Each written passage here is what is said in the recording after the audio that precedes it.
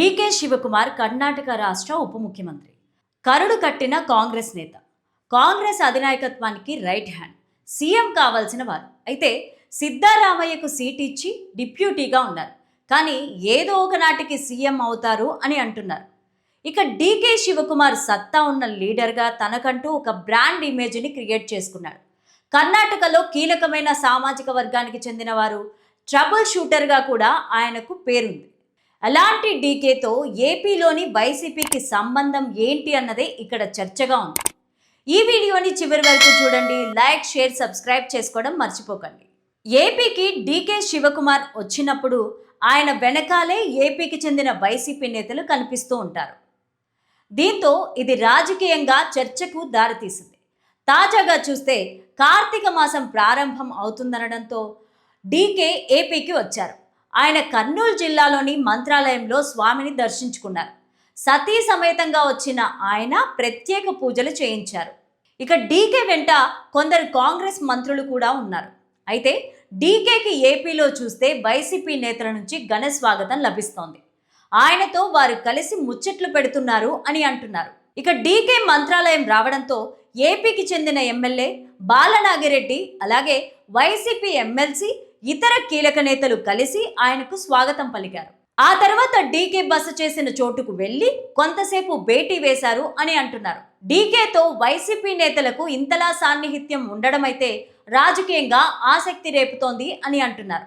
ఇదిలా ఉంటే గతంలో డీకే శివకుమార్ శ్రీకాళహస్తి వెళ్ళినప్పుడు అప్పట్లో వైసీపీ ఎమ్మెల్యేగా ఉన్న ఒక ఆయన డీకేకు స్వాగతం పలకడమే కాకుండా ఆయన రాక సందర్భంగా స్థానికంగా అన్ని ఏర్పాట్లు చూసుకున్నారని చెబుతున్నారు. ఇక ఇదే నేత ప్రస్తుతం మాజీ ఎమ్మెల్యేగా ఉన్నారు. కానీ బీఆర్ఎస్ నుంచి బయటకు వచ్చి సొంత పార్టీ పెట్టే ఆలోచనలో ఉన్న కవిత తాజాగా శ్రీకాళహస్తి వెళ్ళినప్పుడు కూడా ఆమెకు అక్కడ స్థానికంగా జరగాల్సిన మర్యాద, ఏర్పాట్లు అన్నీ దగ్గరుండి చూసుకున్నారని అంటున్నారు. అయితే బీఆర్ఎస్తో వైసీపీకి ఉన్న సాన్నిహిత్యాన్ని అర్థం చేసుకోవచ్చు. అలాగే కేసీఆర్ కుమార్తె కాబట్టి ఆ మాత్రం ప్రత్యేక శ్రద్ధ చూపించారు అంటే ఆలోచించవచ్చు. కానీ కాంగ్రెస్కి చెందిన డీకే విషయంలో ఎందుకు ఇంతలా స్వాగతాలు పలకడం అన్న చర్చ అయితే పెద్ద ఎత్తున సాగుతోంది. ఇక ఏపీలో చూస్తే వైసీపీ కాంగ్రెస్కి వ్యతిరేకంగా రాజకీయం చేస్తూ వస్తోంది. జగన్ అయితే ఫంక్తు కాంగ్రెస్ వ్యతిరేకి అన్నది పలు సందర్భాల్లో రుజువైంది. తాజాగా ఉపరాష్ట్రపతి ఎన్నిక సందర్భంగా కూడా ఎన్డీఏ అభ్యర్థికే వైసీపీ మద్దతు ఇచ్చింది అంటున్నారు.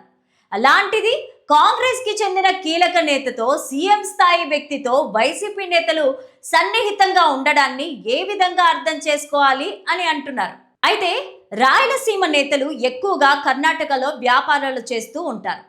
ఆ విధంగా వారు అక్కడ రాజకీయ నేతలతో ఎప్పుడు టచ్లో ఉంటూ ఉంటారని, అలా వ్యక్తిగతంగా ఉంటే మర్యాదలు, ఆదరణ తప్పవని, ఇందులో వేరేది లేవని అంటున్న వారు ఉన్నారు.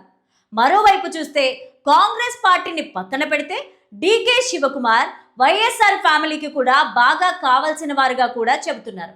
సో అలా ఆయనకు వైసీపీ మధ్య ఒక కనెక్షన్ ఉందని అంటున్నారు. బెంగళూరులో రోడ్ల దుస్థితి, చెత్త నిర్వహణ విషయంలో పారిశ్రామిక వర్గాల నుంచి విమర్శలు వస్తున్నాయి.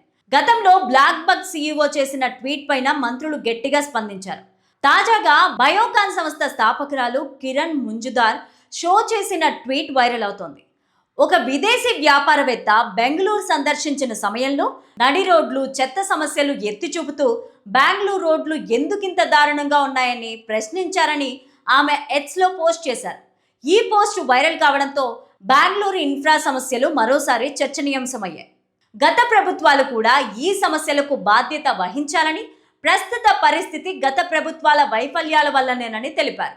డిప్యూటీ సీఎం డీకే శివకుమార్ బెంగళూరులో జరిగిన ప్రెస్ మీట్లో ఈ విమర్శలకు స్పందిస్తూ ఐటీ కంపెనీలకు సహాయంగా మెరుగైన ట్రాఫిక్, మెరుగైన రోడ్ల కోసం మేము ఈస్ట్ బెంగళూరు కార్పొరేషన్ను క్రియేట్ చేశామని తెలిపారు.